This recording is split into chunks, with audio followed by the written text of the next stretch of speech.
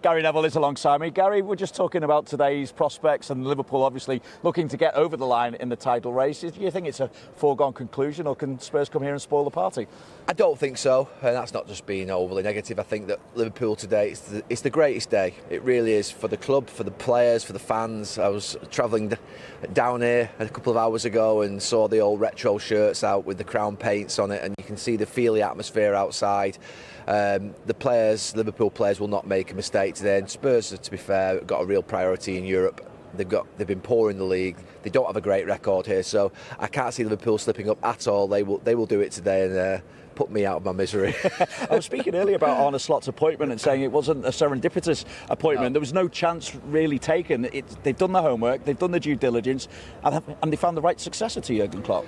It's a spectacular coaching performance. It really is, honestly, for them to have won the league this year in a season where you're taking over from one of the great personalities and characters and managers in the Premier League, Jurgen Klopp, when you don't get the players that the club wanted last summer, but then you go and make the very best of the players that you've got, the likes of Curtis Jones and Gravenberch and Gakpo, players, Szoboszlai, players that you think are at an okay level, probably 6 out of 10, but then you think they're performing at 7, 7.5, 8 out of 10. He's lifted everybody's performance. The shadows and the clouds hanging over the club of 3 of the best players in their positions in Europe, not signing their contracts, and how that could have disrupted and dismantled the season.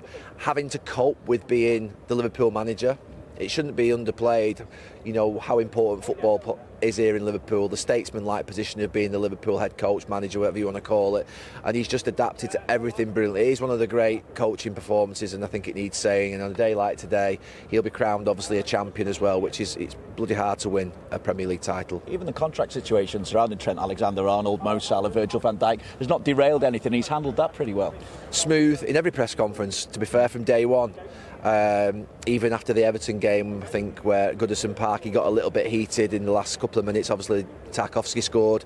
Even then he handles things well. And the opposite in some ways of Klopp, where you felt that he wore his heart on his sort of sleeves every time he came into a press conference. You felt as though there was that vibrancy to him. You know, Arne Slot is very composed, very calm. Yeah, look, it's, as I said before, the all-round package has been perfection. He's managed it really well. Obviously, City dropping off in the way in which they have, and Arsenal dropping off this season in the way in which they have, helps, but that's nothing to do with him, that's nothing to do with Liverpool. They could only do their job. Arne Slot was actually asked this week whether he felt that the Premier League had suffered a lack of quality this season. It had dipped somewhat, and that's why Liverpool find themselves so far ahead of the rest. Do you see anything in that? No, but you can say both things, that the rest have dipped and that Liverpool have played at a high level. No, the rest have dipped. I mean, it's obvious. I think Arsenal are 10 points worse off than they were at this same stage last season, and they'll end up the season worse off than that, because I think they won the last 4 games last year. Manchester City are dreadful this season compared to the last few seasons. So no, there's no doubt you can say that the standard has dropped, but not for Liverpool. Liverpool's standard has been really high, and the rest of them have dropped, and that's their problem, it's not Liverpool's. When you look at what he's done on the pitch, and he has tweaked things slightly tactically, he's gone to more of a 4-2-3-1 rather than the 4-3-3 that Jurgen, but you kind of touch on it as well. How's he got the best out of those players who were maybe not performing at this kind of level under Jurgen Klopp? Well, what I've liked about them, I can't remember the exact game, but it was probably here around October, November, and I remember it was a big game and they won it. And I remember thinking that they played 3 different ways in the game. I remember them thinking that they were playing high energy, high press in the first 20-25 minutes, which sometimes you expect here at Anfield. Then they really sat back and played on the counter-attack for the next 20 minutes in the sort of first half. In the second half, when they got in front, they played possession and controlled the game.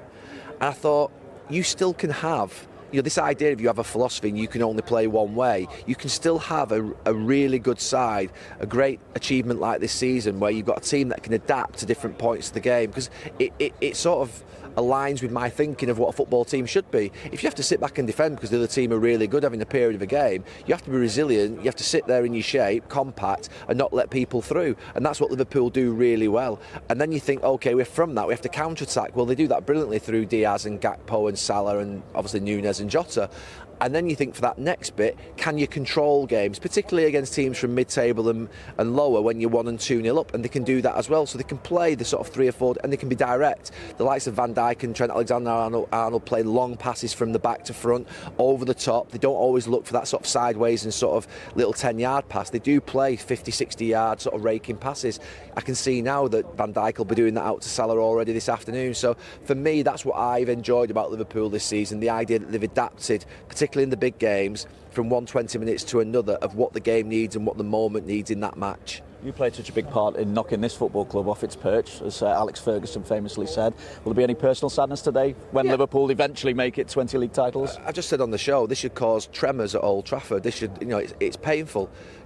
Being honest with you, I don't want to be here today, but you have to be here because the reality of it is you've got to be gracious when you're a Manchester United player, when you're a Manchester United fan, when you're a Liverpool player or a Liverpool fan, and congratulate the other team, whether it's City, Liverpool, Arsenal, United, whoever wins the league. You've got to be gracious and you've got to say what an achievement, because it's bloody hard to win it.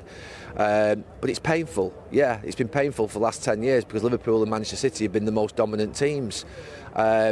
And the debate that Manchester United fans would keep alive, including me, because all the great Liverpool managers and players and all the great Manchester United managers and players, the two most successful clubs in the country, would always say your bread and butter is the league title.